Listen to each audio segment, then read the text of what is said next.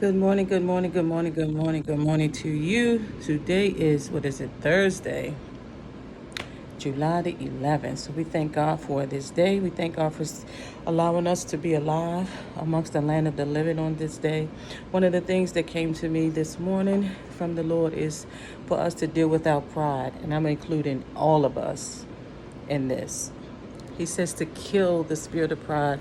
I'm in New York, y'all, for work, but I'm getting ready to get my day started. This is early on in the morning, and I am just want to be obedient vessel for the Lord. And He's saying for us to deal with our pride. And if you're saying that you don't have pride, then you really need to really listen to what I'm going to say. I don't know what I'm going to say, but one of the things is if you're dealing with pride when you know that you see someone doing well in life or on the road to do well in life, and you can't push them, or it's like, okay, well, I suffered.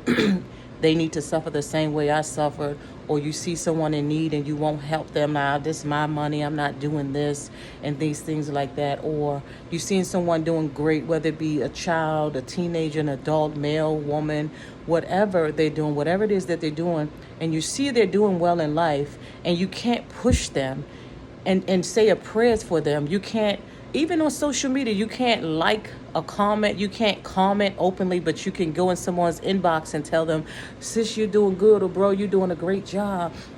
You can't do that. That's that secret. You trying to big me up in secret. That is not. That's a form of pride. Or you see it and you purposely scroll past it, or you watch it and you won't say a word. That's pride. If you see someone looking nice, they walking down the street, they're looking nice, or their hair looks nice to you, and just like, hey sis, or hey bro, the nice hat. You can't say it. You feel it, but you can't say it. That's pride, because there's something inside of you where you're insecure. There's something about you that's insecure. There's an insecure little girl, insecure little boy deep down inside. It's time for us to get things together, y'all. We got to get it together, because we walking in pride and we wondering why God can't bless us. He don't play about that pride stuff. He will cast that thing down. He don't do that pride.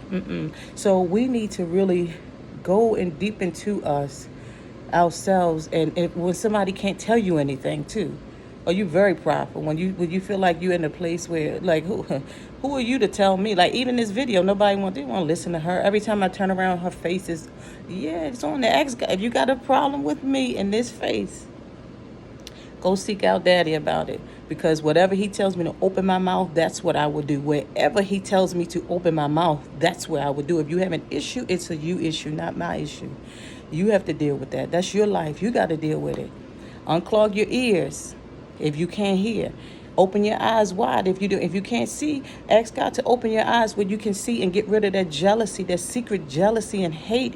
And it is there, and it is riddling inside of us, and it is destroying our being. And all we're doing is growing up, getting bigger and wiser.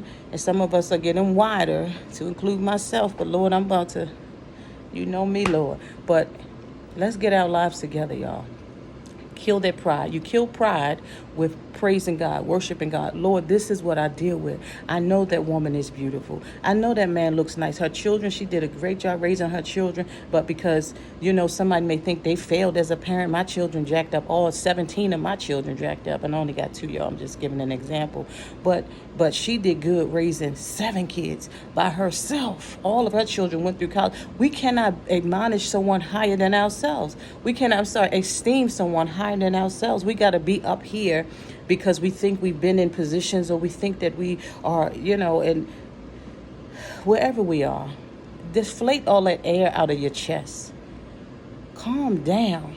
Sit down sometimes and zip in your mouth sometimes, and let someone pour into your life, because you don't know everything. Melinda, you don't know everything. Melinda, you don't know everything.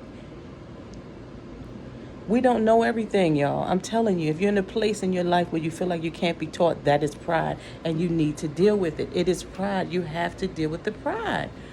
You have to deal with that pride. You have to kill it at the root. You have to uproot that pride. Let God deal with it. Father, help me in the name of Jesus. I know what this woman of God is saying right now is true. I deal with this thing. I know it. They're the person, they got their house before me. Oh, that was my dream. I told her about the house. Well, I told him I was going to go buy that Bugatti. I told him I was just about to get my private jet, and then he went and got a private jet. I was just about to open my new talk show. Here she go doing it. You know, that's jealousy and that's pride. Why can't you glean towards that person? Why can't you humble yourself and sit with that person and learn and pick? And those who are there, I'm talking to you too. You're full of pride. You can't reach back and help your sister. You can't reach back and help your brother and pull them up to where you're going. That's a wicked spirit of pride. That's a high level of pride. Actually, it's haughty. Where somebody can't even, you can't, everything is yours. Keep on climbing up your ladder. Keep on climbing up your ladder. And watch when you get to the top. You're going to see how lonely it is at the top. And you're going to get knocked back down. They say the same people you meet going up is the same people you meet going right back down that same ladder. Some people will poke